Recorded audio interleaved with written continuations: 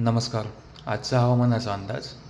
आज महाराष्ट्रामध्ये कोकण किनारपट्टीमध्ये फारसा पाऊस पडणार नाही. मुंबईत येत्या 4 ते 5 तासांमध्ये ऊन पडण्याची शक्यता आहे.